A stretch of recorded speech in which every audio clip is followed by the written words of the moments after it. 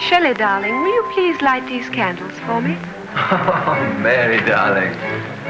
Astonishing creature. Aye, Lord Byron. Frightened of thunder, fearful of the dark, and yet you have written a tale that sent my blood into icy creeps. Look at her, Shelley. Can you believe that bland and lovely brow conceived of Frankenstein? The whole idea of monsters and evil forces, I think, were much more a part of everyday life and believed because they had no other explanation. The publishers did not see that my purpose was to write a moral lesson of the punishment that befell a mortal man who dared to emulate God. Hurry. Frankenstein's monster, when Mary Shelley wrote it, the imagination of that period, that's all they could do is write stories and be as detailed as they could about these creations.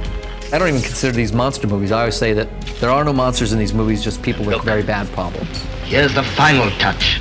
It's not a horror story, it's a science fiction story. And it had to do with a lot of the potentials that were seen to be the possible dangers of scientific advancement. Think of it, the brain of a dead man, waiting to live again in a body I made with my own hands. With my own hands. They were just beginning to get into the idea of using surgical technique to restore significant quality of life issues for people. I mean, it hadn't been possible before, and it was just beginning to be. And there was a lot of speculation as to how much you could improve a person surgically. And I think that a lot of that was what Mary Shelley was playing with. She's alive! Alive! It's one of those themes that is brought out by all those monster movies, and particularly Frankenstein, who's a classic victim. He was part of this ambitious dream of a scientist to kind of better God in a way and create life himself, and he's brought to life, and then he's left on his own. He's very much a victim. Everybody thinks he's just a monster and he's really scary, but I know that he's misunderstood. He's Lenny in Of Mice and Men, and he's the Elephant Man, and he's a man-child, and he's just misunderstood. And that gives him a whole complexity, and I think you watch Boris Karloff and you get that. Will you play with me? Any kid who's ever felt like the outcast at school or didn't fit into the cliques has always been that kind of character that's just trying to make sense of, I don't want to hurt anybody, I just want to fit in and I just want to understand what my place is. No! He doesn't mean to kill this little girl. You feel sorry not only for the little girl, you feel sorry for him because you know it's kind of all over. Frankenstein has to be scary, and he has to be a monstrous. But I felt like in the original movie, you have to feel sympathy for him. And that's a fine line because you don't want to get sappy. And Frankenstein, he's angry. And he's willing to kill. And people are trying to kill him. And so he's got all this baggage. The monster is, like any of us, really looking for love and acceptance. And it's sort of a tragic tale of what can happen when a human being or a monster doesn't get that. You end up pulling for him in a way. Friend, good. Friend, good. I saw The Bride of Frankenstein because that's so great. That's also a terrific movie, and some people say it's better than the original. And because they were so well done, the people who made them loved them. All I watched when I was a kid were science fiction and especially horror movies. And I grew up with, Famous Monsters magazine. I had every one. If you read Famous Monsters in the 60s, every issue had a picture of Frankenstein in it. So again, it was part of your psyche. So I don't know if I chose it as much as it chose me. We're far enough along the series of films now for them to have their own iconic history. When I watched the original, everybody thinks they know it's alive, it's alive, it's alive. And I watched it thinking, it's going to be melodramatic and silly. And it is melodramatic, but it's rather magnificent, actually. It's the central piece of the original movie. Oh, it's alive! It's alive! It's alive!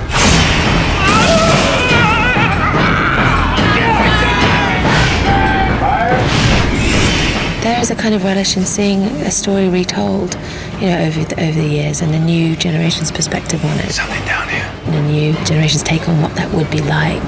I'd say he's a size 17. About 360 pounds, 8.5 to 9 feet tall. He has a bad gimp in his right leg. 3 copper teeth. How do you know he has copper teeth? He's standing right behind you. Move!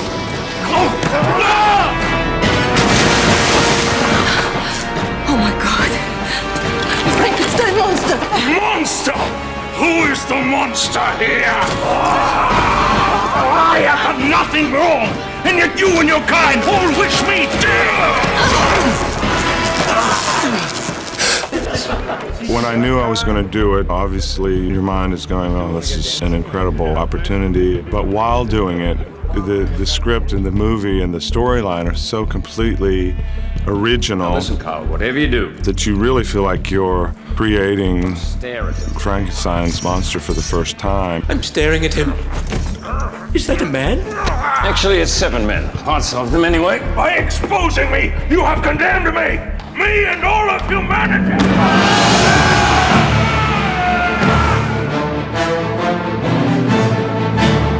You have a character that has a personal history with everybody, and yet you have maybe an idea of a different approach to it. Not so much what everyone remembers in the past productions of it. May others be as passionate in their hunting of you. There's a fan base there that's very easy to upset if you start changing the rules or redesigning certain things that are kind of, built in.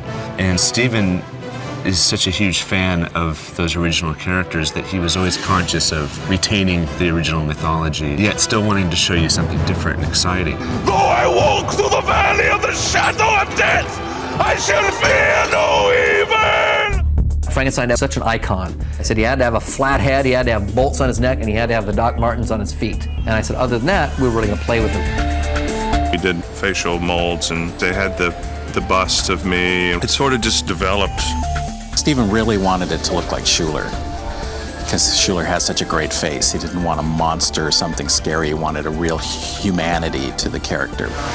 And when we started designing it, if I kept Schuler's face and built on top of it, it would have been just so big in areas. So what I did was took Schuler and built him out and thickened his face up, but trying still to sculpt it so it looks just like Schuler, but bigger.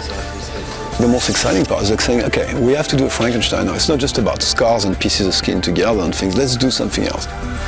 You need to make sure the vision is appropriate, because it's already hard to work with guys in suits on set, but if they don't see what they're doing and if they can't walk or they can do this and that, you don't want to create too many limitations. You will have limitations, but you try to minimize them.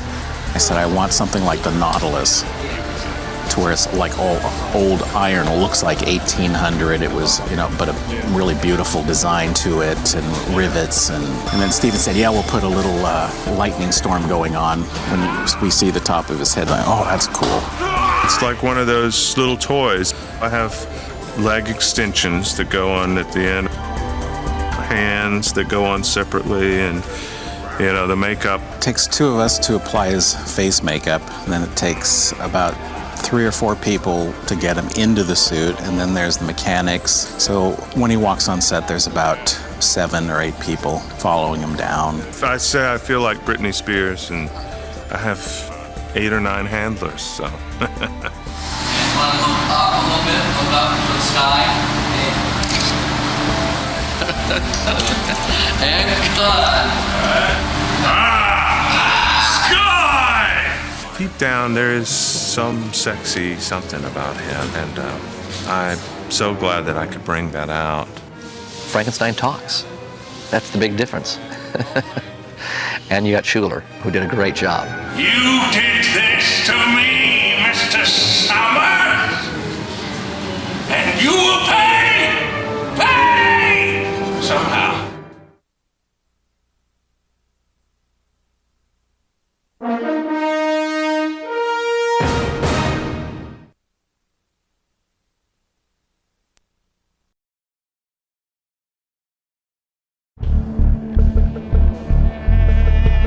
I am Dracula. I bid you welcome. I had read Bram Stoker's Dracula. I read the book about 20 years ago. It's just a scratch. Probably seen him only in about a half a dozen movies. I think he's been in 150. Here. The folkloric vampire, in the tradition that Stoker would have been familiar with, was a walking corpse. I mean, it was something that came back from the dead, was still dressed in its death clothes. Romantic poets borrowed the vampire from folklore and then turned it into an aristocratic nobleman who was a seducer of women. That goes way back to Lord Byron. The Dracula figure that Stoker created has been romanticized mainly by 20th century popular culture. Why does that thought of something dark that comes in the night and moves to your neck, why is that appealing to some people? It's terrifying, but it's also, you know, you're drawn to it. As I have told you, my dear, ours will be a different life, without material needs, a life that will last through eternity. The minute you evoke death, you evoke terror, which is part of the fascination of the vampire, because the vampire walks around in this usually very beautiful human form, indistinguishable, except sometimes by its habits from other human beings, but it's dead, and it wants you to go with it. You admire my ring? When I look at it, I see glimpses of a strange world. A world of people who are dead, and yet alive. It is the place from which I've just returned. It frightens me. Well, it will drive away your fears. It has something to do with the sort of quiet torment of a person who has made a compact with the devil and will live forever, but is not allowed to feel anything. To die, to be really dead, that must be glorious. Why, Count Dracula. There are far worse things waiting man than death. You know, he doesn't want to be the living dead. He'd rather be living or dead, not this. Maybe it's the immortality, and maybe it's the sexy getup. I don't know what it is, or that he can fly or turn into various creatures, or that he gets all the girls. Done well, people cannot get enough of Dracula. I like it because he's cool. Let us begin! There, my darlings. Do not worry.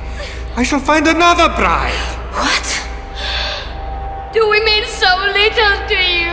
Have you no heart? No! I have no heart! I think the Dracula myth is a sexy story. What exactly is sexy about it is a kind of perpetual mystery and an enigma. I think Dracula catches the attention because he is evil, but he's very sexy. But the fact that it sucks blood, it feels like it's a search for love. It's not. Of course it's not. As you're doing this thing with her, you could lean in a little bit closer to her. I just think you could get a little bit, and then do this. Then your head kind of comes back as your fangs come out. You know, so, yeah, there you go.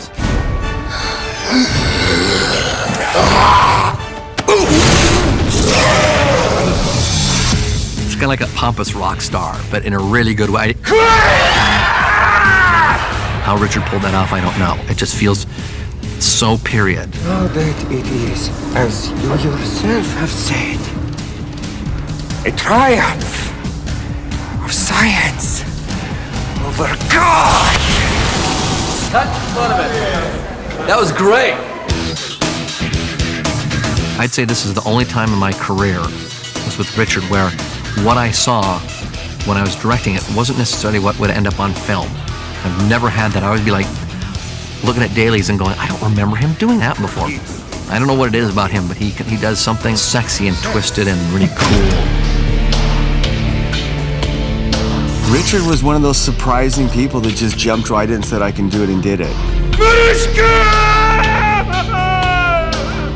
Camera will actually be looking at you like I didn't really practice much with him. I said, dude, let's go over and try something. He jumped in and he showed me he was comfortable like right off the bat and just started adding to it. Why can't they just leave us alone? We never kill more than our fill, or less than our share.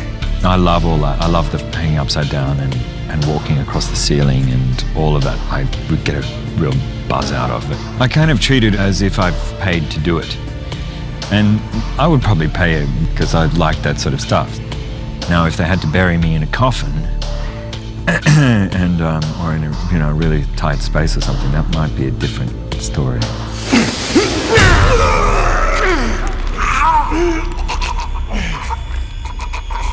Requiescat in pace. Hello, Gabriel. If anyone's really got pressure in this movie, it's him. Because, Gary Oldman did a great job. There's so many great Draculas, and it's not a lot of people can list. I mean, Van Helsing has been played before, but not a lot of people remember them like they do Dracula.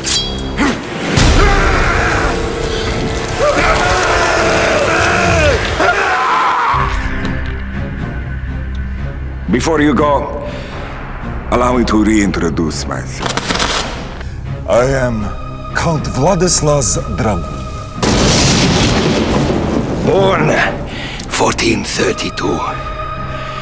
Murdered 1462. It's such a treat for me to work with Richard Roxburgh because I first saw Richard on stage when I was 21 years old, and it was right around that time when I was contemplating becoming an actor, and I remember his performance so vividly. And since then I've seen him do what I think is the best Hamlet I've ever seen, and some stuff on television and film which is remarkable. And people used to ask me when I first came out, who do you look up to? And I used to say Richard Roxburgh and Geoffrey Rush and these great Australian actors. And I told Steve this. He says, I love it. He says, because you guys are enemies, and I want there to be that feeling of awe as well as competition between the two of you. You're too late, my friend. Not that it's very competitive. It doesn't feel very competitive, but it's certainly acting opposite Richard, who's a wonderful actor. It feels as though you got to bring out your best, You are too late, my friend. My children live. Then the only way to kill them is to kill you. Correct.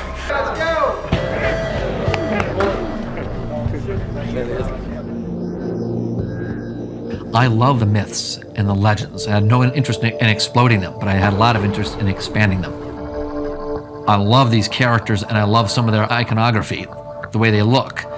But Dracula's on Sesame Street, so clearly you can't have the widow's peak and the cape. There's a couple scenes where he wears a cape, and it's really to great effect, but never because we're like winking or nodding or laughing at the character. I did a lot draw about Dracula. The first idea was the contemporary dress, but Steve told me no, is a danger come maybe too much pop star, and we decided the style the 18th century, but with the touch much modern. Action, Richard. The first cape that I did for the test is a black and the inside is a red. But during the test, I tell me no, is it too much? There's that bat again. Dracula turns into a bat, but I'm not afraid of bats. I thought, but what if my bat had a 15-foot wingspan? That'd be different. Steve was very keen on having this dual thing between something more human and extremely beastie like. We hint at during the earlier parts of the film, but you don't really fully understand what's going to happen to Dracula. Particularly with the Hell Beast, he really wanted him to go all the way to a creature, and so not really retain a shred of humanity after he was done. I had done a design for that, taking Dracula's kind of nightmarish image of what he represents and kind of bringing that to life, which really doesn't have much to do with the actor or a human. It's more that just essence of evil that he represents. Add a lot of bat feature into the face and giant claws and just kind of pumping him full of adrenaline, you know what I mean? This super uber bat creatures. It took me maybe 2 hours to come up with the design. It was just done, and it felt right. I brought it in, they felt it was right. We all liked it, we were great. It's like we just showed the director, he loved it, that was it. A lot of this is mimicking the sonar ribbing of a bat. Vampire bat has like these gutters where the blood can trail out, so it can do its thing. A lot of that is informed by character. If it's an evil creature, you want to make sure that there's some sense of menace and anger and venom that exists with the character on every level. The way that they look, their color, how they move, all of those sorts of things. It makes him so evil. I mean, it's so blasphemous and evil that, yeah. It makes him a great villain. Give me life!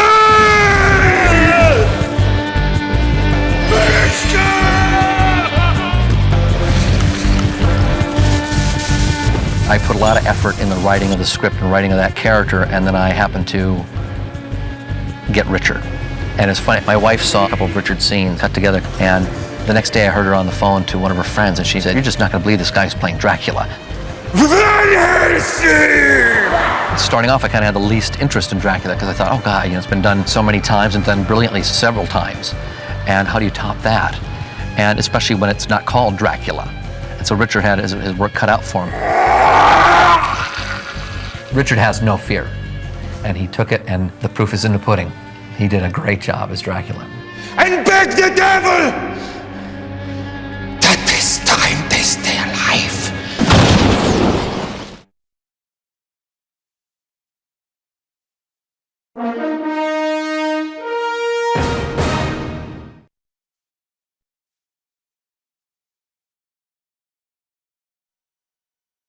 Mr. Talbot seems to have heard about the unfortunate constable last night. It's disturbing him. But he doesn't understand.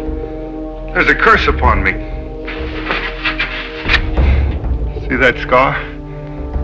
That's where I was bitten by a wolf.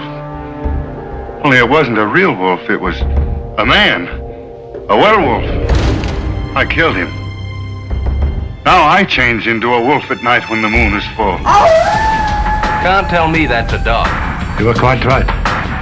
It isn't a dog.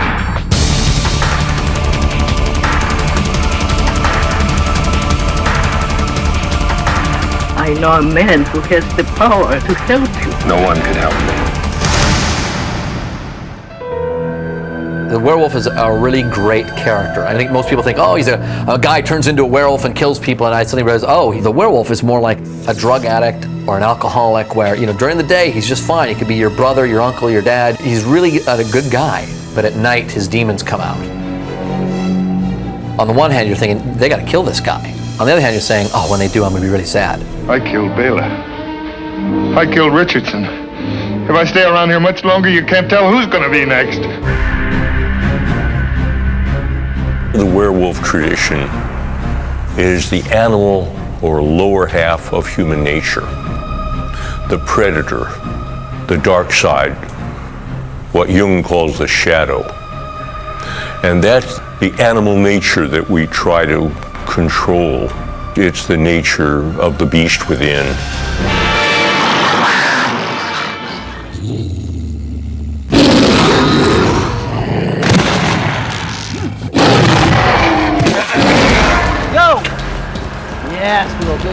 The hook of any character is always their journey, the arc. I was told that I would get to make that transition between this young prince into this, great big, huge, 10-ton, scary werewolf. It was great fun. I thought, excellent. Have the rope! Have the rope! Like this, and then one hand, then grab your face and sort of rip your face off and rip your body and you're ripping it.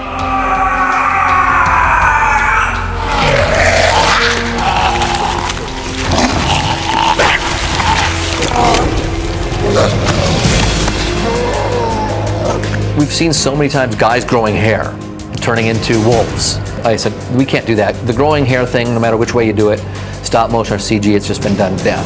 And so we came up with our own way. We thought, what if the man starts ripping his skin off and ripping his face right off, and underneath him is growing this werewolf? The way they pitched it was fascinating, the way in which this creature apparently comes from within, and I knew exactly, I thought, great, with that I can run and fly with that.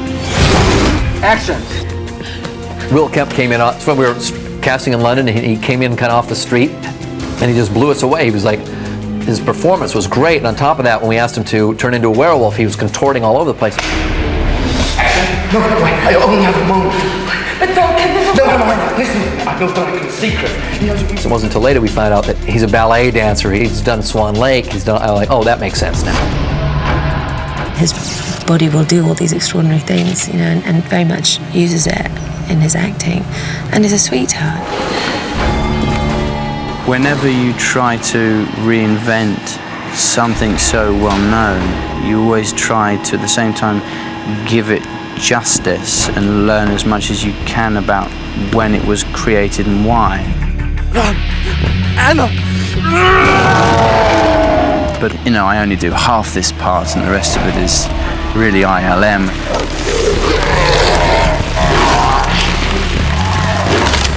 We had to develop a lot of ways of tearing the skin and tools to make that work, and it's very tricky stuff because, you know, it has to look like the skin is pressing against the fur, and then when you take off the skin, the fur pops out and so on. So it's very complicated.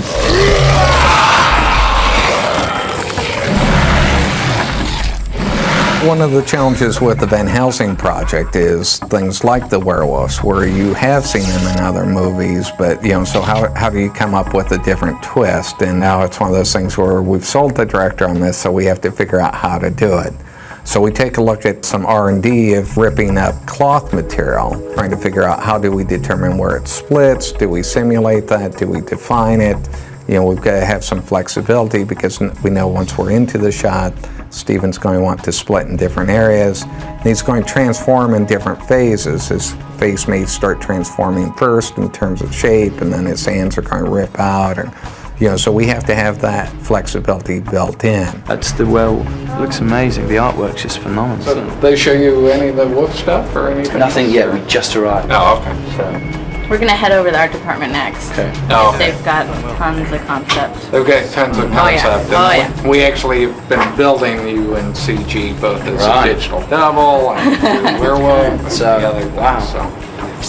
And a lot of this was done for your character. We go through a lot of reiterations for one creature, so this is just... Yeah, this is a small sample of all the research that we did.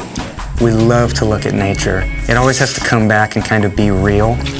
Even though it's very much a fantasy creature, a werewolf, it still has to be grounded. So we had a cast of a real wolf skull in, and we were checking how do the teeth bite and how do they overlap, and really getting into that anatomy. When they ask you to design a werewolf, it's like, well, yeah, exactly, what do you do? It's like redesigning water. All the models are based on this guy. This is kind of like the Bible wolf guy. So in model meaning the digital model of the werewolf, this is the base for all of them. We built all the other wolves. That's why you see how the design varied here up on the wall. Yeah. Because we used the information that was the digital grab from this. Say this guy was scanned in. We used the information, and that's why it modified this to come to this guy. Wow. Yeah, because we had to make sure that we could use all the information for all of them. I got you. Stephen Summers kept on asking us to make the legs stronger, so that drove the design too. So from the original concept, which was kind of feral looking and skinny and wild looking, I took pieces from that and then created the three per the personality of the actor and the characters that they were playing. When we build a clay maquette, we want to build something that we can scan into the computer. It kind of saves a lot of time down the road in the computer graphics pipeline. The scan really gets a lot of the proportions and all that stuff right, not necessarily all the details. Here we're really just trying to get a feel for how this character is going to act, how he's going to run around. He is human, but he wants to be resembling a wolf, and so we're combining the kinesthetics, if you like, of those two challenges. We had real wolves come in, which was fantastic. Beautiful animals. We composited their real fur onto the top of the creature we were building for a guide splines of not only length but also properties of hair. Here you can actually see artwork, just the computer hair splines we're laying in that will be his hair eventually, and here you can see the actual CG sculpture on top of that. Here we just did a simple expression test just to make sure that the splines are tracking and behaving correctly on the face. Basically, we're changing the surface that we've created shapes on, so that was quite a challenge, meaning that as a surface is transforming, it's also tearing, and with the simulation and dynamics of it tearing and shredding, it's being changed by metaphysical effects that we can't plan or time, so we had to make a system that would work irrelevant of whether it was torn in half or torn in 10 pieces or 20 pieces. And certainly with the wolves, you've covered them with fur. Some areas we need very short fur and it has to lay flat. You have a whole team of people that do nothing but simulate the hair and the fur. And then we have to get the look right, so we have to put on special lights and deal with that and make all that interact, and then we have to add wind and other types of things. So it adds a whole nother layer of complexity to the process. It's a fine line between getting too real and making it this really new, cool, kind of fresh thing too. There's some balancing there.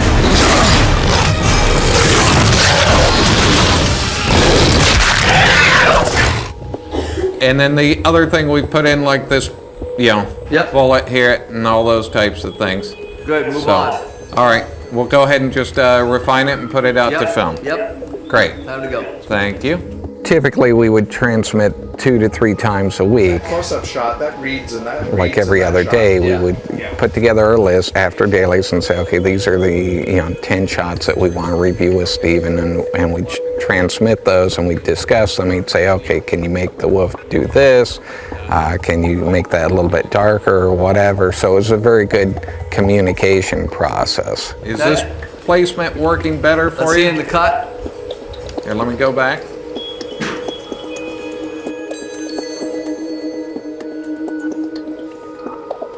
Yeah, much better, done. All right, so we'll move on. Great. Final. Thank you. Everything that the creature does has to be decided. If he blinks his eyes, it's on this frame. If he does this, it's on this frame. And every single one of those details, every nuance, everything that you see in the shot has been discussed over and over and over again on every single visual effects shot in the movie. Couple of questions here. Now, this is the version without the shirt, and I'll show you the version with the shirt. So part of the question is, do we bother putting in the shirt for this one shot? The other question is just in terms of the amount of dripping and so forth. Right now, I'm just figuring 3 or 4 areas that are dripping, just, Yeah, and some drool when he opens his mouth. All right. Yeah, I mean, yes. It's such a fast deal. I think the drool will read a couple drops, that's fine. I don't think you have to worry about the shirt. Okay. No one's looking at a shirt. I mean, he could have a shirt there for all I know. Is it possible to think that that werewolf is absolutely real? I think in the moment it is, but I think if on reflection, I mean, of course it's not. There's no way that it is, because there's no such thing as a werewolf, or is there? A large part of this character is to actually to get the physicality of him and that change. When you read and think, oh great, look, I get to jump here and how heroic, I'm going to look great. And then you think, who's actually going to be doing this? Oh, me. So yeah, exactly. I was on harnesses, I was flying around the woods, swinging from trees, running up walls. But it's fun. It's a lot of fun, and it reminds me of when I was this high and running around in my garden. So I'm just like a little child again, which is so much fun.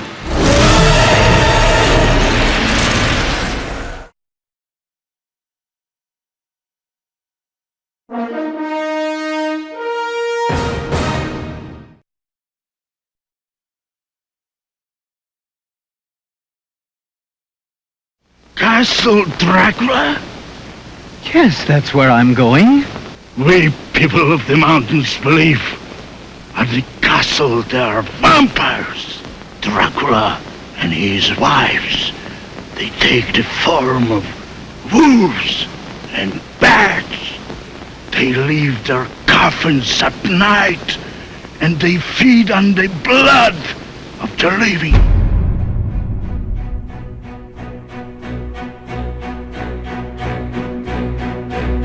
One of Stoker's sources was an article entitled Transylvanian Superstitions. And in that article, the author had recorded that the Romanian peasants in the part of Transylvania where she'd been living had this firm belief in vampires. Vampires! Romania has somehow gotten this stigma, if you wish, simply because Bram Stoker happened to see that article. Transylvania is connected automatically with vampires. 3, 2, 1, go. I wanted to use every part of every myth we've ever heard about or used. Dracula has brides. He has to be brides.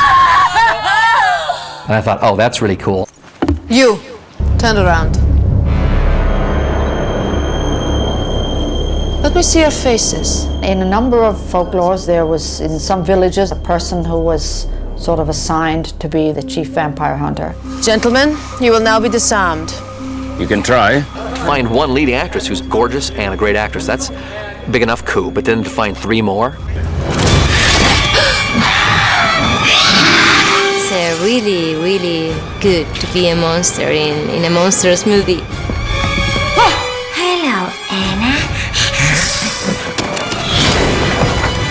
I think it's every actress' dream to play the vampire, the last of the Valerius. How often do you get to play like a super bad person? It's pretty cool.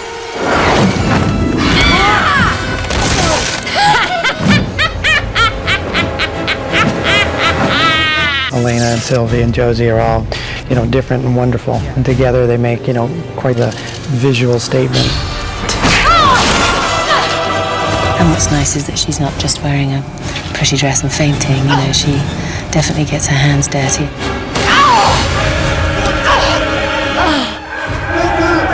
I love action movies with girls, and I think it's unusual to find a role in that kind of a movie where she actually has something to do. I'm just out to play and have fun, and I die pretty young because of that problem. His name is Van Helsing. Your reputation precedes you. Next time, stay close. You're no good to me dead. This is a different sort of movie than I've done before, and I think that was another thing that was so appealing about it. Action!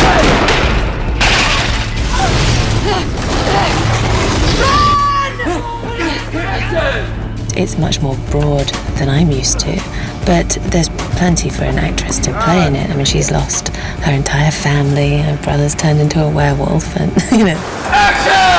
The moment Kate's name came up, we just knew that she had that rare quality that you could believe she could play period, that she could be funny and sexy, and also strong enough. And still you tried to kill him! He's a werewolf, he's gonna kill people! He can't help it, it's not his fault! I know, but he'll do it anyway! She's a great actress, and she's very beautiful, obviously, but she's wickedly funny.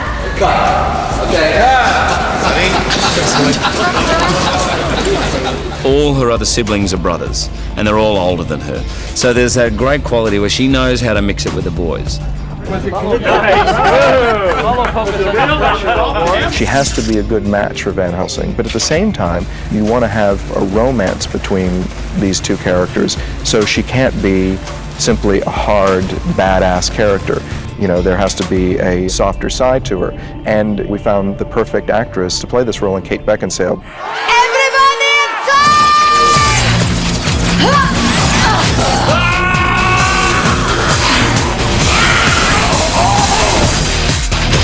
I love the Brides so much. They're great characters. They're very bad girls. Hello. And I just love our actresses. 3 Brides, I always imagined that Verona was the wife, and the other 2 are like the mistresses. Sylvia just has this walk about her and the way she speaks English that just feels worldly. She's felt so worldly, I thought she's a perfect Verona. Elena, I think, sent a tape from Madrid. Bob popped it in. He said, "You got to see this girl." I walked in there and I thought, she's nuts. This girl is insane. So I flew to London and I met Elaine. Of course, she's very sweet and quiet, and it was like, oh my God, it's really acting. Did I scare you? And then there's the younger one who's like kind of coquettish and unsure, but sure is vicious when she needs to be. Too bad. So sad. Josie walked in the door, and that was kind of it. And they're a hoot together, the 3 of them. Oh God. Oh, look at that. It's just like yours.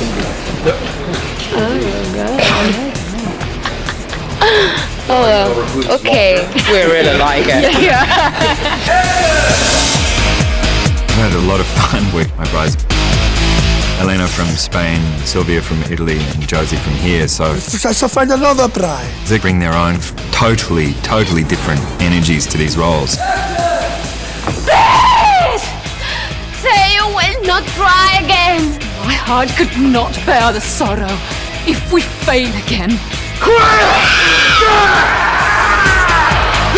When you're acting the vampire, you have to look gorgeous. You have to be wicked at the same time. It's not that easy, actually.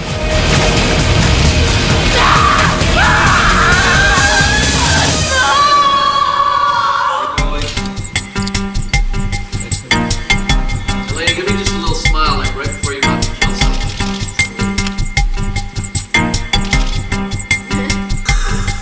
Need I say more? The costumes are my favorite. If I understand it well, Gabriella Piscucci made the best costumes. this is the first time that I will do the movie with the special effects. It's not easy.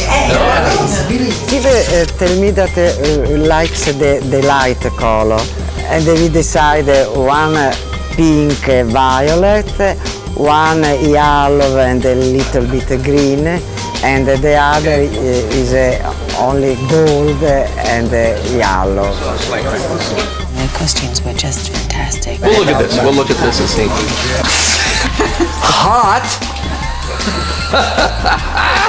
If I say it's hot, she'll never trust me again. I will. Yeah. You know, they're not necessarily entirely practical because I had to do a lot of running around in rather high spindly heels and corsets and swim in a massive ball gown and all that stuff. So I always think if a woman gets through an action movie, she's way tougher than the boys are.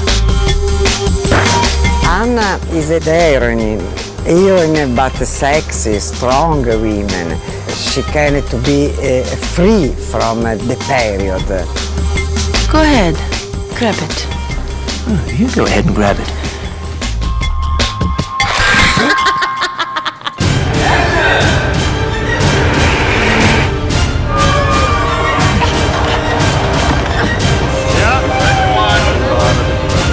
Always want to try and bring your actor or your actresses, whoever involved, and put them in what feels like peril. Ready, Josie? You're gonna say action and jump. And action! That's what's fun. Okay, Josie? I love my job. We have some pretty extensive flying rigs where we have Kate being flown away and Hugh running after, diving, grabbing her feet, and they travel 30, 40 feet, about 25, 30 feet in the air, and then we trip them loose and they actually throw a full back layouts and land on the ground in these uncompromising positions, but it was all done with them, which is pretty amazing. And I hadn't done any stunts with Kate, and I said, Kate, how do you feel about it? And she said, yeah, it looks all right. We did 3 takes. She stuck everyone perfectly. They're really gung-ho. They probably have a lot more ability than they want to admit. Right on it there. Bam. Kate actually is incredibly strong, and she'll tell you otherwise. You know, she'll maintain that she's very sort of delicate English rose. I did Underworld, where I'd never done any action or stunt training or anything. I mean, I was very glad that I'd done a movie that involved quite a few stunts that I was asked to do myself. So we had worked on all of the specific stunts quite heavily and intensely, whereas with this, I kind of showed up. And it was very lucky that I was familiar with, you know, with the wires and all that stuff. You know, you're going to be doing a flip in the forest. Go. 3, 2, 1, go!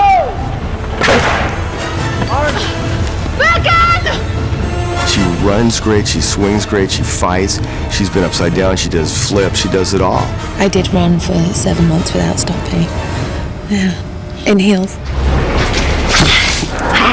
That time we were shooting, it was about 0 or 10 degrees. Like Elena there, impossible. Like Elena, perfect. Because she has no blood, so she's not never cold. I love my balls! Stephen wanted her to just take off like she was jumping, but not really flying, but just like a pixie. Fly up and be all animated. Woo! She just nailed it every single time. Very happy to be there. She's got great body control, and I think the attitude is what shows.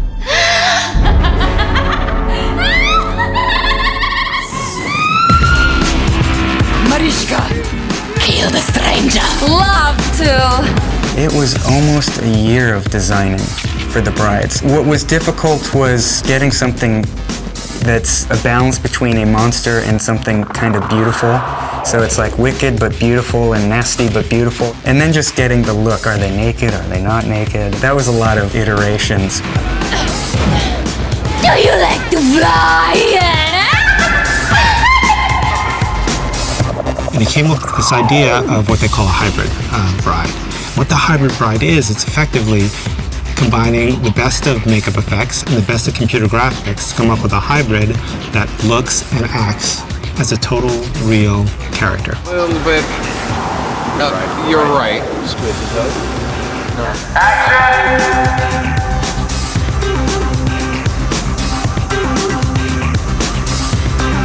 We've shot them against a blue screen in blue suits so that we can extract all the blue later and just have their heads. Their heads are in the prosthetic makeup that then we will later take those heads and apply them to computer graphics bride bodies so that in shots where they fly right at camera, we're seeing our girls in these situations that we could never practically do.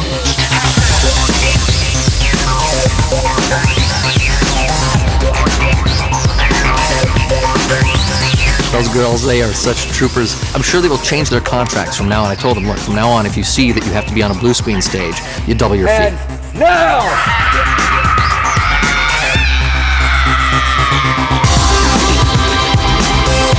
They put all this plastic, all this latex in your face. And they cast my whole body from head to toe. They measured everything. So we have a molding of my body.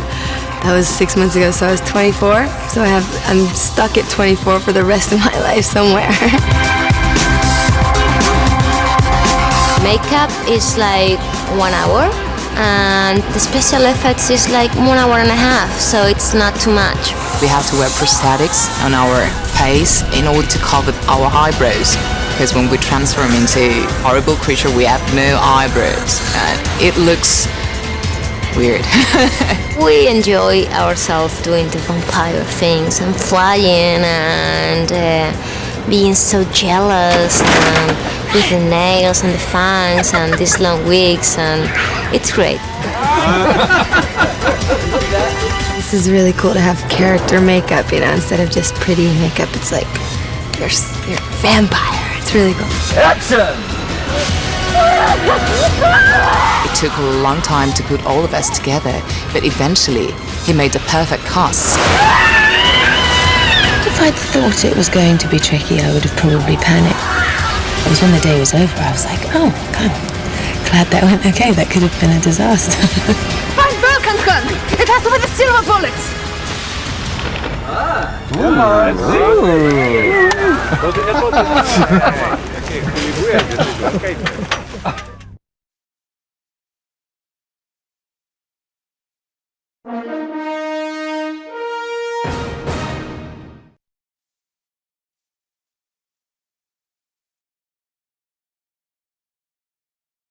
Read cum Kopf where I have marked.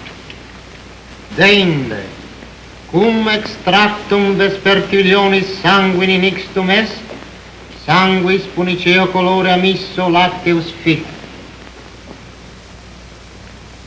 Gentlemen, we are dealing with the undead.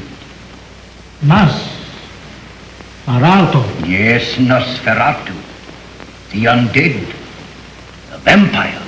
Abraham Van Helsing is one of the characters in Stoker's novel Dracula. And the first significant thing about that is that that's Bram Stoker's first name, because Bram is a short form of Abraham. You're looking exceptionally... Pardon me, Dr. Seward.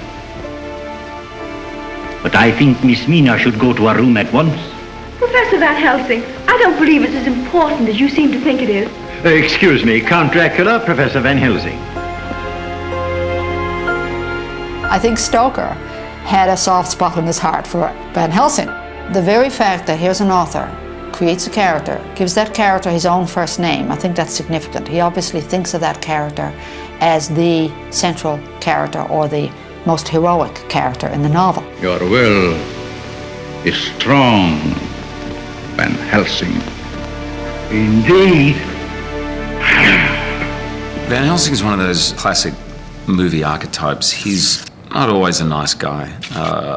Ultimately, he's pretty much a good guy. But he doesn't always go about it by the book. What was in there? A gentleman with a stake driven right through his heart. Oh, do you know anything about this?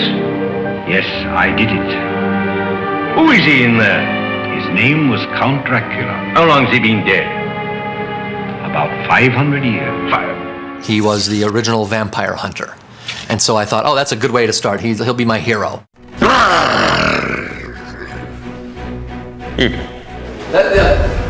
I'm really great.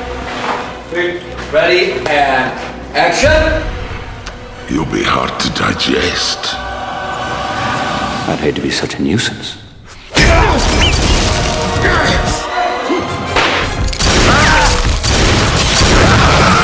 My attitude was sort of like, okay, I love the idea of this character. How do I make him my own? Here I come, ready or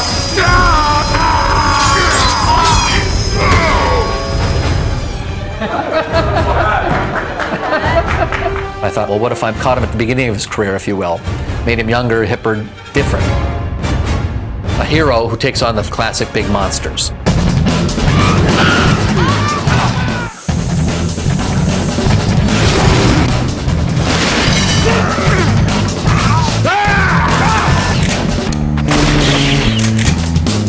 Now that I have your attention. If you saw him a block away in silhouette, you'd know it's Van Helsing. He has a black hat and a black cape and a black coat, and he has a duster, like one of those old Western dusters, but it's black. Van Helsing! You mother! Van Helsing, in a sense, is an outsider. And although he might not be a monster in the sense that Frankenstein is, he's still viewed as something not normal, you know, something out of the ordinary. No! You heard what he said! My life, my job is to vanquish evil. I can sense evil. I think it's a little bit of an ode to James Bond, you know. Rings of garlic, holy water. Every movie I have to come up with new and interesting props and weapons and stuff like that. It's part of the whole deal. With this, I just thought, well, there's only certain ways you can kill a werewolf and certain ways you can kill a vampire, and thought, but now I have to take it to the next level. My latest invention. Ah, now this I like. Yes, it's gas propelled and capable of catapulting bolts in rapid succession at tremendous velocity. Just pull the trigger and hold on. Every time I finish a script, I give it to my producing partner, Bob, and he reads it and he says, this is who we need as a lead, and it's usually right. He read it and he said, this is Hugh Jackman.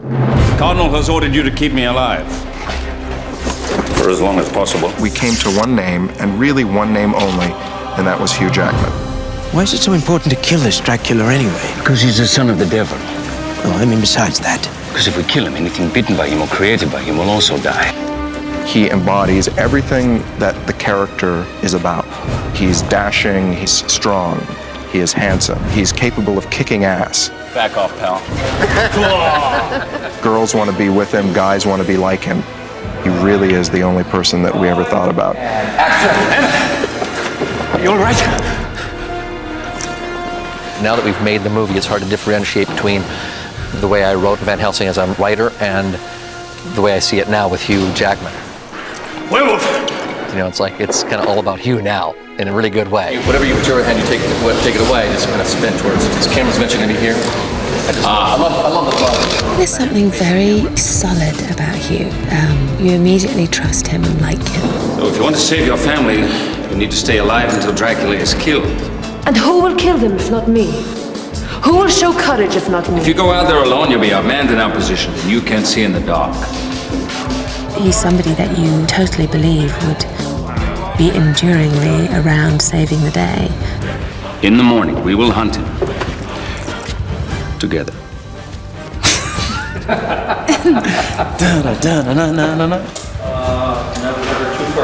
He's strong and he's fit and he has good humor and he doesn't give off a sense of arrogance or vanity, and yet he's extremely cute as well. So he's just got everything that you really want a traditional, kind of in the best sort of old-fashioned sense, leading man to have. I'll find you! I'll get you back and set you free! I swear to God! Hugh has a reputation as being one of the nicest people in show business. I came onto this movie in an attempt to find something about Hugh's character to debunk that theory. He is genuinely the most generous, happy, uplifting person to be around. He really is a genuinely lovely guy. Got another one of these? There's got to be something bad about him, and I intend to find it and make it known throughout the world of show business. Hopefully. You always this popular? Pretty much. Here we go.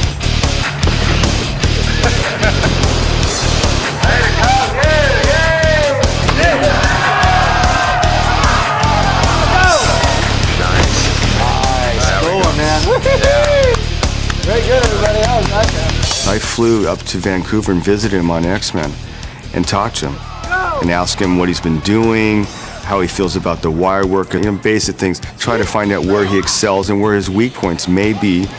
And in Hugh's particular instance, there isn't any. Ray kind of caught on to the fact that I'm a bit of a thrill seeker. I love all that stuff. And as a viewer of these movies, I just love watching the actor do it. Not because I'm going, wow, look at that actor, because it keeps me going in the story. And he said, mate, I totally agree. He says, wherever you can do something, I'm going to get you to do it. 3, 2, 1, go! The great thing about doing X-Men first is that physically I was in good shape and I didn't have to do 8 years of training to get into it, so I was ready. Although I have to say Van Helsing was probably 50% tougher than X-Men was, physically. I kept thinking, you know what, if I fell off, I'm dead. Yep, I'm dead. Anyway, so I'm going along. I did 3 takes, and Troy, the second unit stunt guy, came up to me and he goes, man, I gotta tell you, in my entire career, I don't think I've ever seen an actor do a stunt like this. And I said, what do you mean? Why not? Is that your sword or mine, darling? This is the first time I've done a movie where ostensibly I've got the lead role, or name above title, as agents would call it. And that was something that I'd been offered before, but my agent had been wary of me taking and wanted to wait for the right project. So when this one came along, both of us sort of had a conference call, and we're just like, this is the one, this is it, let's go. I felt like it was a good part for me. It was different enough from what I'd done before, and yet I could tell it was sort of in my strengths. Action! It's that kind of swashbuckling film and that kind of character where this is not a spoof, this is not all tongue-in-cheek, it's very real, but there's a lightness of touch to it, there's a little wink in the eye, there's a kind of panache to it that those old 40s movies used to have. I think that's why it's got such a unique look and yet somehow feels slightly familiar. And cut! Ladies and gentlemen, as far as Van Helsing's concerned, Kate Beckinsale and Hugh Jackman are finished on this movie! Can I get a proper hug?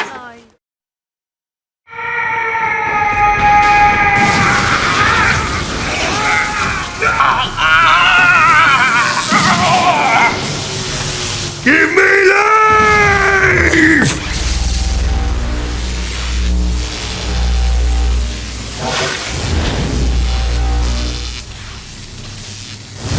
That's right, we're standing in Dracula's foyer.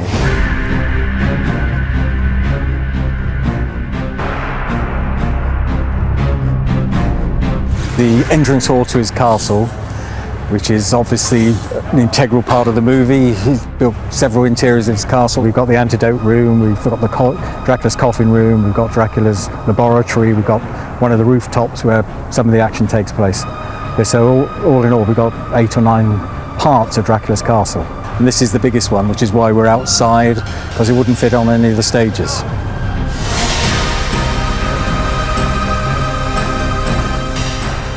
Here's Castle Dracula. At the end of the third act, our heroes, I don't know if you can see the little teeny guys right down there. This is how big this is. With Stephen Sommers' movies, sound stages are way too small to hold his ideas. So we call it summer-sizing. It's great. Even though the set is gigantic, it's not even close to being able to accommodate the size that the fortress actually is in the movie. So because of that, we're constantly shooting off this gigantic set onto a blue screen. And we see this and we think, oh my God, this is the biggest castle we've ever seen, and it should be. And then, of course, we start tilting up and find out that no, this is just the entrance to the castle, that it actually goes up and up and up and up and up and up. The shipping crates are just to hold up the blue screen, which you see folded up on the ground there. And rather than build the whole set, we can then repeat elements of the set on the blue screen and actually make the castle look many times bigger than the set you see behind me. We built big sets. And so even though Steve is often shooting off the set, onto a blue screen, we're just extending a big set that we already have. What you see here, when you go back to the art department, you see sketches of the whole of what the foyer would look like. So the columns you see behind me are 60 foot high, but in the movie they're 150 foot high. So obviously we've worked out perspectives and using perspectives and models what the overall look should be as a guide for ILM and the matte artists. We had 60 men working for 16 weeks. That's almost from when the art department gave them the drawings. Then we obviously had a lot of sculptors sculpting the torches and the sculptures that you see behind me and the various elements on the door. This is one of Dracula's torches. We want to be pretty dramatic. When it's lit up, it looks really good, I think. But it's, instead of frozen corpses of his victims, we've sort of made a tale that he actually turns them into volcanic basalt material. So it relates to the rest of the castle, really. Castle Dracula.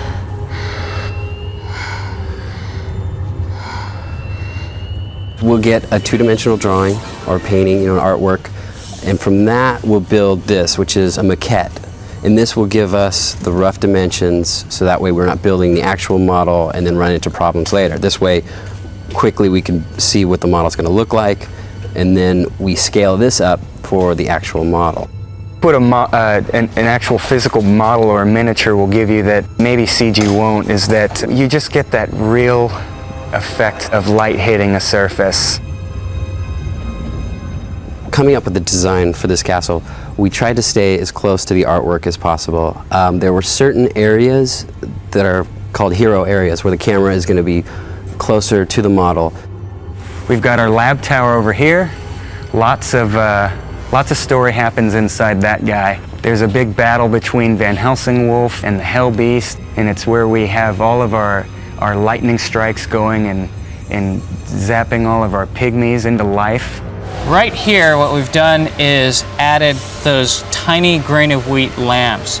They're to represent torches, which are about the size of a person's head, a 6 foot tall person's head.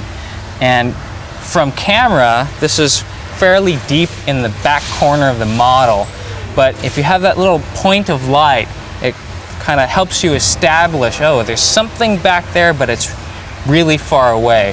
What we can see from camera is the nice light that's cast on the back column and the area surrounding it. And throughout the model, we try and throw these little pools of light in to help you say, oh, there's some activity going on in that room. There's a fireplace in there, or the pygmy guys are roasting something to eat. The materials we used on this castle, the base is polyurethane foam. It's almost like surfboard foam. It's rigid. It's easily sculpted, and we start off with that as the base. Sculpt into that a bunch of the cubby holes and the little windows and stuff.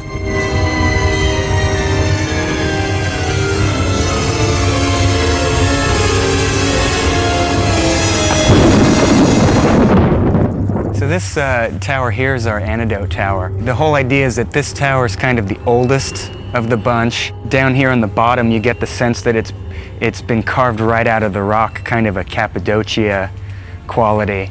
And as they got higher, they had to build some, but you really get the idea that it's the most weathered, and it's even kind of a different architectural style than the rest of our towers, kind of rounded and a little more weathered. In the back here is our big castle tower.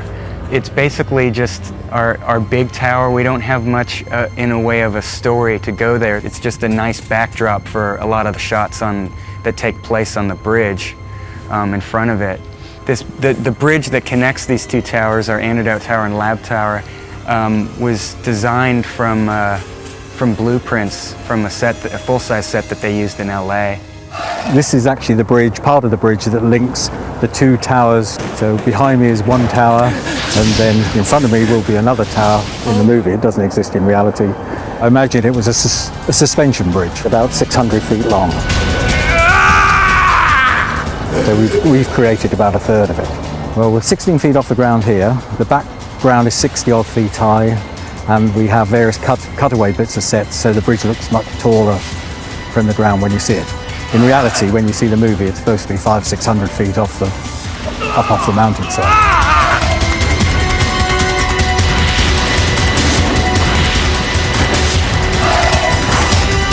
It's the most gigantic set I've ever seen in my life.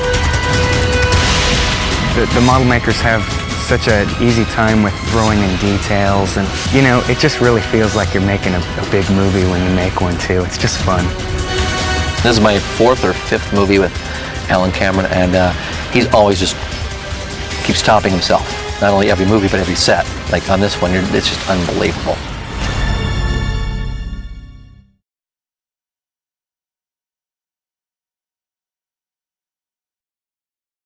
Ready and action! Yeah. Oh, that'll be good. Nice. Overjoyed! We are in Castle Frankenstein, as you can see. This is where Frankenstein comes to life.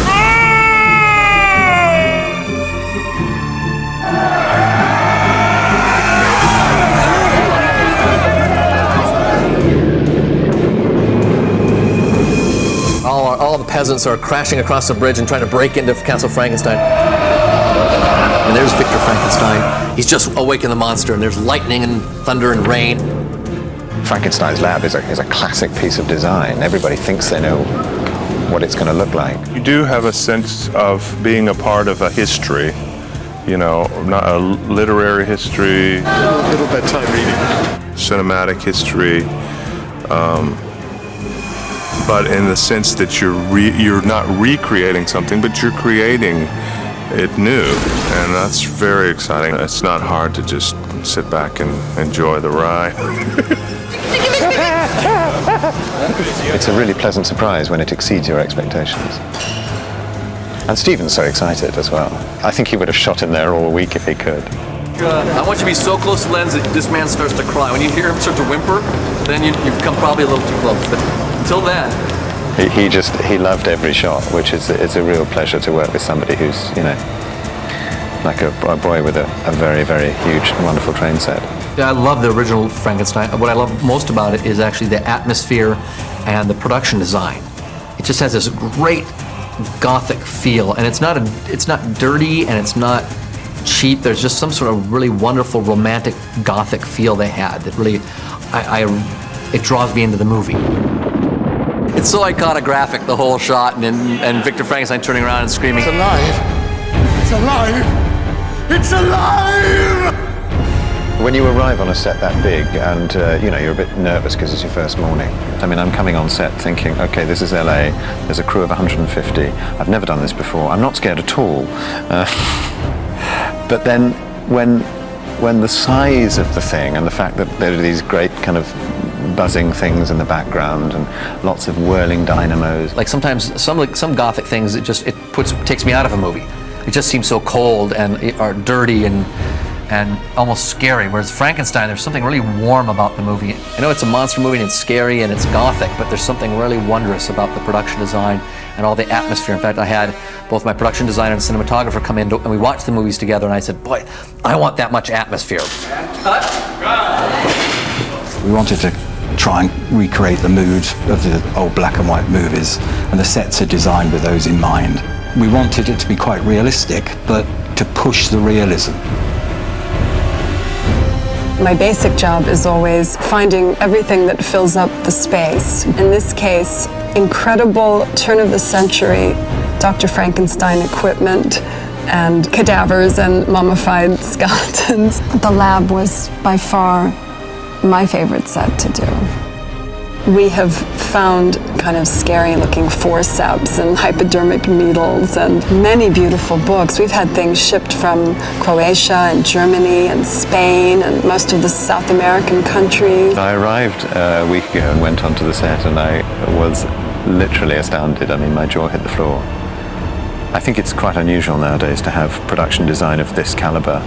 There's nothing so disappointing as walking onto a set that's kind of nothing like what you expected it would be. But this work here has kind of, you know, surpassed any of my imaginings. Imagine you've got it rolling, but you might as well start like that. Any part of me like to catch fire just at this point, including coattails or hair, you know, good.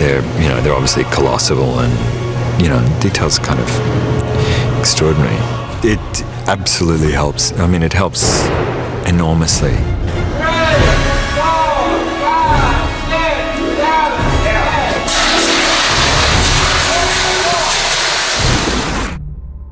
What's interesting about Frankenstein's lab, which we're shooting at the moment, is that it goes from black and white to colour, so I had to think tonally for the black and white sequence, and obviously colour harmonies for when we go into the colour sequence.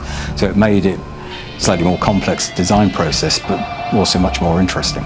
Frankenstein's world is this brown, and in the lab we had a very limited palette, but very specific copper colors and a steel blue-gray and a mahogany wood, and then the brown walls that you see here.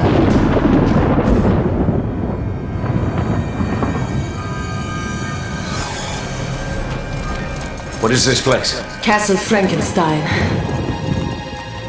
1 year later, the good Dr. Frankenstein has been murdered, and the place has been taken over by Dracula and the Dwergies, basically. So our concept was that his personal things had been kind of ransacked, so every piece of furniture has been tipped over, desk drawers emptied, papers spilled out all over the floor.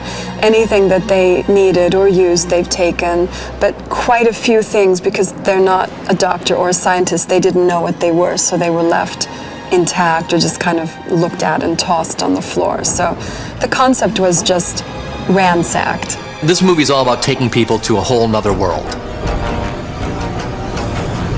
Hopefully it's wonderful escapist entertainment. I love this sort of stuff, and that's what we're doing. Is whether you're inside a foyer at Castle Frankenstein or exterior Castle Dracula, the movie is it's huge.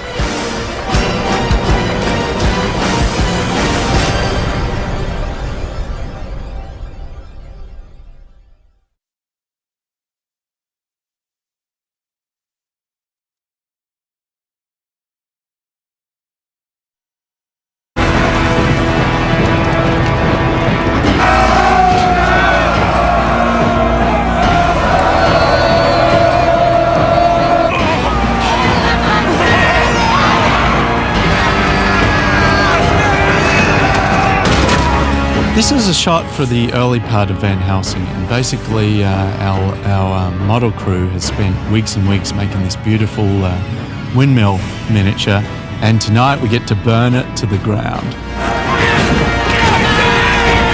It's sort of an homage to the older monster movie, black and white monster movies, and we see Dr. Frankenstein dead and collapsed in his creation's arms at the top of this tower.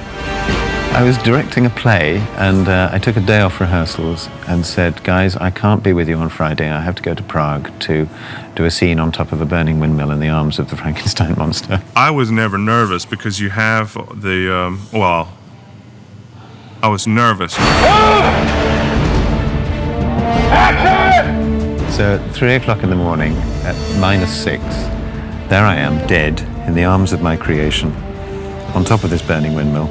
It's just me and Sam up there, and it's burning and burning. And the Prague Fire Department have to come in between takes and put it out. It was extraordinary. You know, it's a controlled fire. I mean, that's amazing that they're able to do that. And the effect is really amazing. And someone got on the horn and said, you know, okay, let's clear the actors! And I'm kind of swigging vodka to stop my feet from freezing. It was a very, very bizarre day. I heard Stephen and someone over there going, how many more times do you think we can do this before?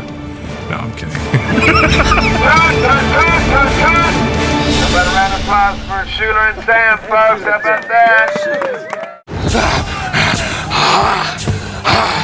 I love iconographic shots where you sit there and a lot of times the audience doesn't even understand it, but older people, somehow it reminds them of their childhood. When a director says, this is what I want in my film, and when you read the script and start analysing how you do it, is say, okay, what is the best way to do this? Do we use computer graphics, or do we use miniature photography and practical effects, that sort of thing? Even though we're using a practical solution, not computer graphics, it's a very technically complicated thing. We have to build the windmill to collapse, we have to cut it in certain ways, we've got huge chain things to pull it down so it falls in just the right way. We've got flames going all over it and we have to pipe it for flame so that we can then turn off the flame and reshoot if something goes wrong. So for all those reasons, it's very technically complicated. And then once we pull it down, well, what I want it to do is crash down into the ground and make a very pleasing thing, but it might topple over one way, or it might do something else crazy, or it might be so firm that it just stays up. Now, of course, we also sometimes, and we did in this case, pre-visualize it if we can. On a shot like this, we usually build at least 2 complete models, but we also include in that some pretty elaborate testing. The planning took some number of weeks, from building the platform, to figuring out how to shoot this against the night sky, which we did, the time of the day, to no moon, to no jets going through in the background, to the lights being in the right place, and all 3 cameras being in the right place. Snow coverage. It's snowing out here. Baking soda. Everyone off the set, right? We're gonna roll a clean plate. Everyone has to stay behind the yellow line from this point. Maddie, go ahead and light the sails, please. Both cameras, start the sail!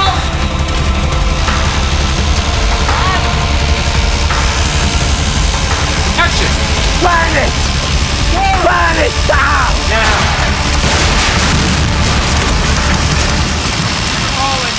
I wanted the windmill to be completely, well, basically just a little bit at the bottom here left, and most of the structure inside, because we come back to this location later on for a scene where it's just wreckage.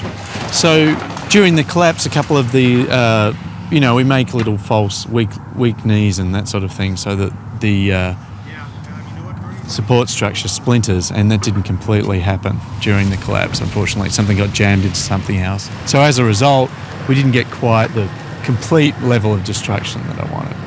Anytime you do this, you have to expect variables. And you never get 100%, so you plan and you plan. And we got 90%. We're going to try to finesse another 10% and make some great-looking next 5 shots at it for the sequence. We'd shot a foreground to this scene on location when we were filming the live-action principal photography of Van Helsing. And so now what we've done is matched up to that photography, and we're going to create the burning windmill to put in behind the scene with Dracula and the brides. It's not only matching the look of it standing, but we have to try and get it to collapse the way they dressed the debris pile. Here's a composite. This is a blue screen Dracula and his 3 brides to about here, shot in LA on a stage. Our miniature is from here up.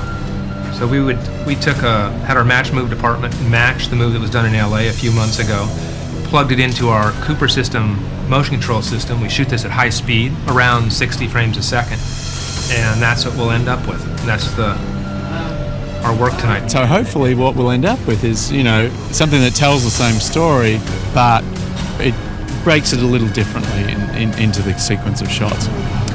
And if that doesn't seem to be working, we have take 2, where we build a second windmill, bring it up here, try it again, and better work that time.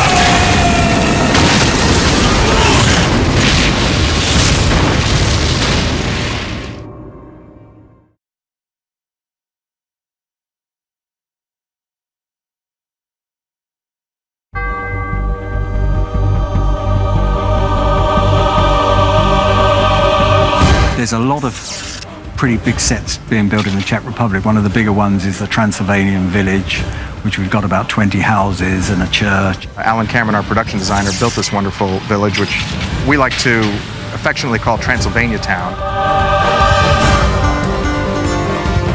The design of the village is slightly hyper-real. As you can see, the roofs are canted. It's almost a little bit of a Whoville type feel to it. But at the same time, and especially on film, one of the things that we're so happy about is that it has a very realistic look. I wanted the village to be slightly twisted. It has to absolutely look real. It has to look like a real village, but where the hell is that village? I said, you know, I love German expressionism. I said, let's look at some of those movies like Dr. Caligari and stuff like that. I love that village because you'll notice there's a slightly off-center quality to it all, and just a little something to it that is just not quite right, not quite real, just enough to take you out of what you think is real. No, it's played for real, but it's a story, you know, and you have to take people off into this other world, and everything from the set just aids that, I think. But I think there should be some lines. Some, yeah, might as well hang from here and here, whatever like that. And then we try and get a sense from the production designer what he's thinking about in terms of the space. Like in the village sequence, it was great because we actually got the blueprints for the entire village that Alan was building, and we modeled the village in 3D, and it was pretty much exactly what they built. So we were able to help Steven stage his action, basically. It actually began in pre-production with the animatics. Like for this sequence, we originally, Jennifer and I broke out the script. And based on the script, we pulled a certain number of shots. Say we thought there would be, I don't know, 50 shots. And then they hired Rapin to do animatics, who hired a small team of animators. And we broke out the animatics and say there were 70 shots of the animatics. The previs is just part of the process. You know, it's like no one's tied to it. A lot of things happen on the day that, you know, you can't get what you planned. But with the previs, it gives the director a tool that he knows that if he at least gets this, it'll work. The previs works as a phenomenal blueprint for these sequences, and I think it is becoming more and more common to, quote unquote, stick with the previs as your blueprint.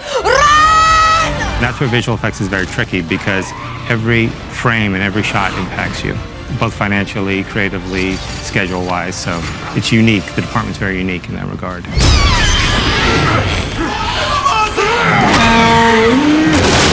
See, I told you that Kyle liked me. I want it to be as real and organic. This movie had to be, you had to absolutely believe that everything's real. And so it couldn't be about flying a camera around a little miniature model set. I wanted to build a village and fly a camera around the village. And that became quite a task. We thought it was very important to have their point of view. So since they fly, the camera also has to fly.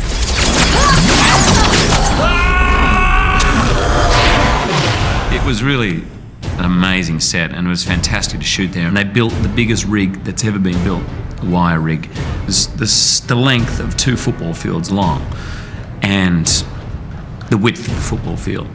And wires, maybe 15 wires stretching this entire thing, so they could hook the camera up, shoot it along. Camera could go, I think, up to 50 miles an hour. Action!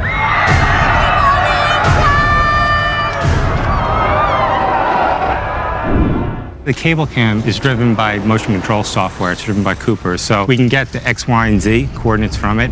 The head itself is a simple hot head, but luckily, we've been shooting for weeks and weeks in the village, so the match movers have pretty much measured everything. So at this point, I don't think it's going to be a really horrific job to match move these shots. And the shots are they're very sweeping and they're very grand shots, so I think it's going to work out pretty well. Alan Davio, our cinematographer, has been very particular about the amount of smoke that he puts in here, and I think it gives a very nice realism within sort of a hyper-real environment, which is exactly what we're looking for in the design of the movie. There's a cemetery in this village set in the back, and we were shooting in that cemetery with our own snowfall, our effects people producing the snowfall, and it's a wonderful scene. It's one of my favorite in the film. And still you try to kill him! He's a werewolf. He's going to kill people! He can't help it! It's not his fault! I know, but he'll do it anyway! Do you understand forgiveness? Yes, I ask for it often. Cut! Brilliant! Good, good. We said cut, we were going to turn around and move around, and they shut off the snow. The snow was still falling, but it was real snow. And it's just the nature of being someplace and adapting. At least we're in synchronization with the weather there. It's amazing, except the ground, of course being a peasant village, is dirt. There's no pavement, there's no cobblestones or anything. And they'd laid a bit of straw down, of course, the snow came, and then the rain came, and by the time we were shooting with about 1,000 extras there all day, it was mud wherever you went. So it was kind of fun. I think the Czech people quite enjoyed seeing all these LA people with their Prada snow boots on, you know, trudging through the mud, you know.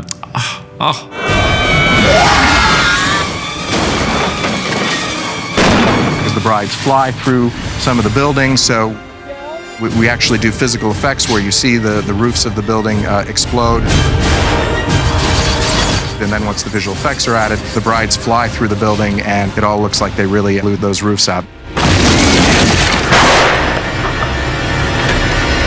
When you make a visual effects film, which Steven's been doing now for years, it's a leap of faith. You have to have faith in the people that are creating the effects to come up with what you have in mind. And so when you do see it, I mean, I can imagine how exciting it must be to a writer, director like Steven to actually see his vision start coming to life. We're just trying to sync it all up, see if it's working. Steven, once we've got this, we'll do one coverage with their hair pulled back, just doing the same thing. Why is that? Just in case we need to do something In case you get a little scared? You get a little scared back up there? Okay.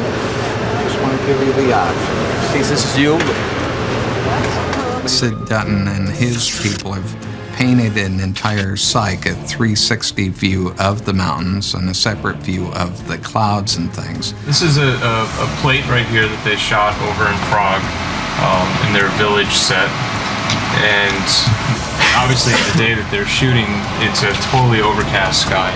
Our objective here is to take this overcast plate and create a shot where you have the sun sort of, directly in view, and it will have a big sky that comes across and, essentially wipes that sun out. Van Helsing. There are so many shots where people are just going to go, how did they do that? After a while, it just becomes, well, it's all so real, the audience will be sucked into the movie even more.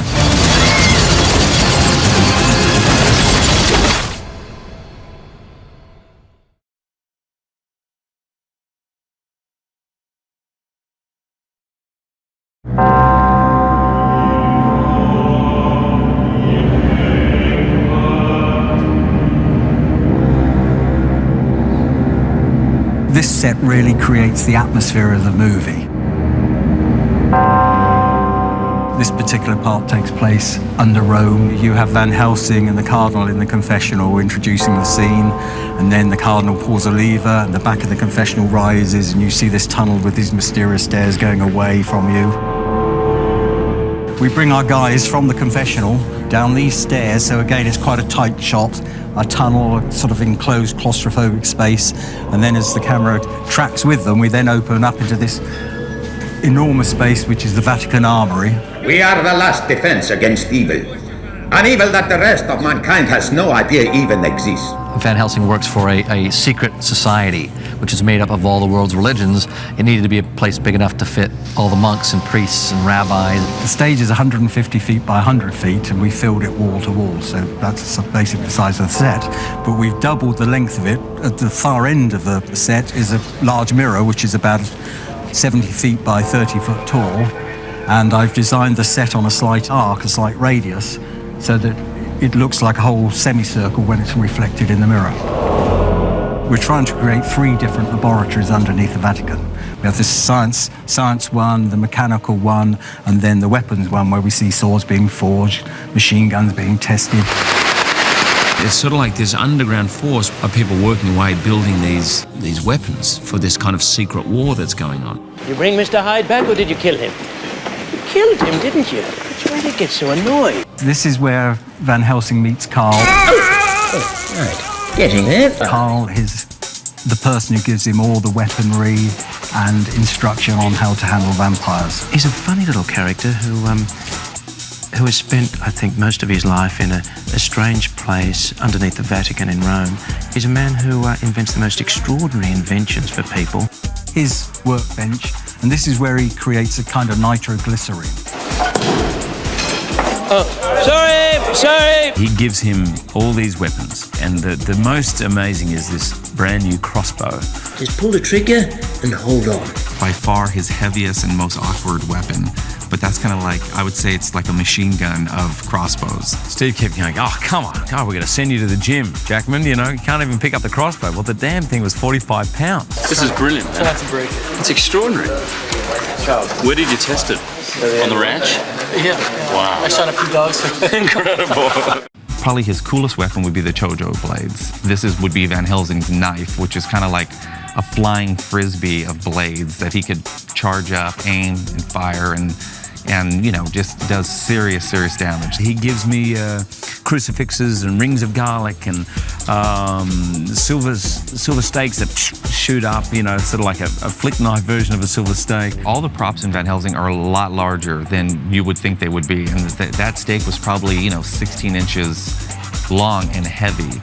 I have inside that coat, if you count the movie, something like 14 weapons. A movie like Van Helsing, it's a fantasy. You have a lot of creative licensing as to what you can do. I mean, some of the guns we made were based on guns that didn't even come out to the 1920s. But, you know, we used its style for something in the 1800s. Well, that was meant to be like a technology development centre for the 1880s. So it wasn't just somewhere where the weapons were made. It was also a place where they were developing various areas of technology, like flying machines, chemistry experiments, building crazy machinery. And we had stuff copied at the Science Museum in London. They made the magic lantern for us. And that was fully practical, actually. We've got these giant furnaces and people forging the swords and the metal workers and hammering and smoke and atmosphere and lots of extras. For the weapon making, dismantled a forge here at a watermill outside Prague, which was brilliant, and we brought it all back and lit up the forges. Special effects did a lot of work to make all that look practical. From the concept drawings to the architectural drawing to the tradespeople, the carpenter starting to build was a 6-month process. We've probably been actually building on the stage for about 12 weeks. We've shot for 4 days, and it'll probably be 7 or 8 minutes in the movie, if that, probably less. He did an amazing job. He just looks huge, ginormous, as I usually say. This is the kind of canvas I like to work on, incredibly big visual, you know, entertainment movies, and that's what it is. It's just, hopefully it's a really big, fun ride, but it's also, it's a great story.